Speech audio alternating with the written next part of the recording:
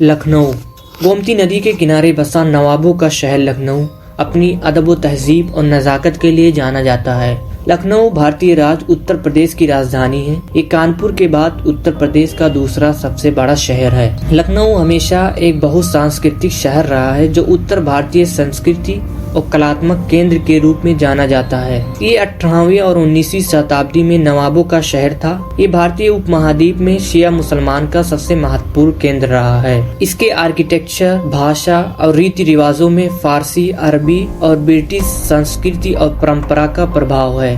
ये शासन, प्रशासन, एजुकेशन, डिजाइन, संस्कृति, टूरिज्म, म्यूजिक और शायरों का महत्वपूर्ण केंद्र रहा है। ऐतिहासिक रूप से लखनऊ अवध क्षेत्र की राजधानी थी, जिस पर दिल्ली सल्तनत और बाद में मुगल साम्राज्य का कब्जा था। इसे अवध के नवाबों को दे दिया गया। 1856 में ब्रिटिश ईस्ट इंडिया कंपनी ने शासन को समाप्त कर दिया और अवध के साथ शहर का पूरा नियंत्रण अपने कब्जे में ले लिया और लखनऊ 15 अगस्त 1947 को ब्रिटिश से आजाद हुआ। लखनऊ शहर का नाम श्री राम जी के भाई लक्ष्मण के नाम पर रखा गया था। इतिहासकारों का मानना है कि इसे पहले लक्ष्मणपुरी कहा जाता था। 11वीं शताब्दी तक लखनपुर और बाद में लखनऊ के नाम से जाना जाने लगा। एक अन्य सिद्धांत के अनुसार लखनऊ का नाम लखना अहीर नामक एक बहुत शक्तिशाली आर्किटेक्ट के नाम पर रखा गया था, जिसने किला लखना का निर्माण किया था। 1350 के बाद से लखनऊ और अवध क्षेत्र के कुछ हिस्सों पर दिल्ली सल्तनत, शर्की सल्तनत, मुगल साम्राज्य,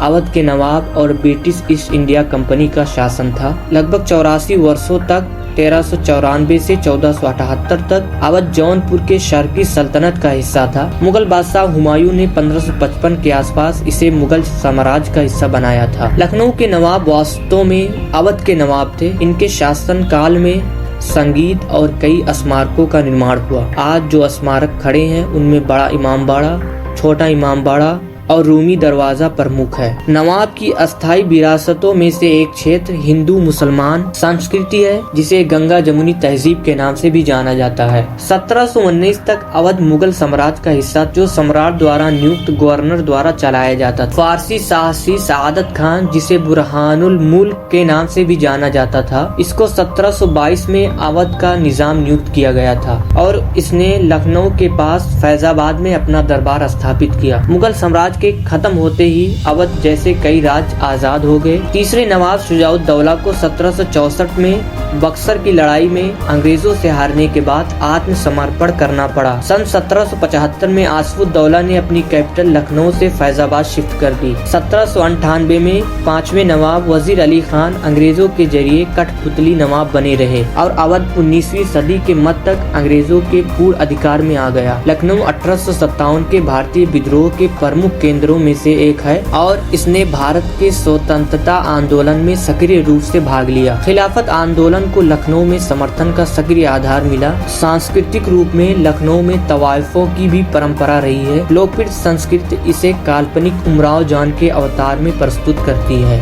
थैंक्स फॉर वॉचिंग।